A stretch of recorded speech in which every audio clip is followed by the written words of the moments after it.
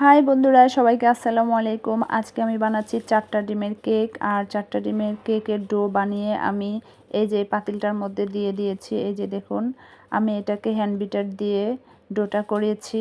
তো আপনারা hand bitter দিয়েও করতে পারেন বা হ্যান্ড উইক দিয়েও করতে পারেন, যার কাছে যেটা আছে সেটা দিয়ে করতে পারেন।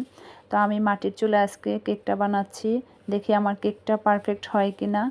তো এই কেকটা আমি মোটামুটি প্রায় 40-50 মিনিটের মতো জাল করছি।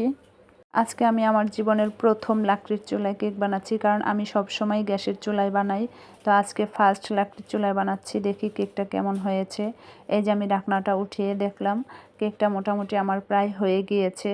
তো যারা এভাবে চেক করতে পারেন না, তারা একটা কাঠি দিয়ে চেক করবেন। কাঠিটা যখন এটার ভিতরে দিবেন, দেখবেন যখন এটার সাথে আটা লেগে থাকবে তখন বুঝবেন যে এটা কাঁচা রয়েছে। আর যখন দেখবেন ক্লিনভাবে চলে আসছে তখন বুঝতে পারবেন যে কেকটা হয়ে গিয়েছে। এই যে দেখুন, কেকের কাগজটা আমার আপু খুলে নিচ্ছে।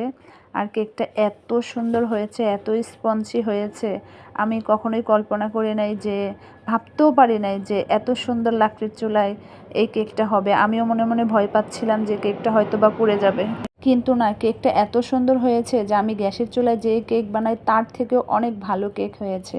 যারা কখনো এই লাকড়ির চুলায় কেক বানান নাই বা ভয় পান, তারা আমার মতো এইভাবে লাকড়ির চুলায় কেক বানিয়ে দেখবেন, অবশ্যই ভালো হবে। তবে চুলার আঁচটা একটু কমিয়ে দিতে হবে। আপনারা হয়তো বা ভিডিওর মাধ্যমেই বুঝতে পারছেন আমার কেকটা কতটা সুন্দর হয়েছে। তো সবাই ভালো থাকবেন, সুস্থ থাকবেন। আমার ভিডিও ভালো লাগলে আমার পেজটা ফলো করবেন, আর ইউটিউব থেকে দেখে থাকলে আমার ইউটিউব চ্যানেলটাকে সাবস্ক্রাইব করবেন। আল্লাহ হাফেজ।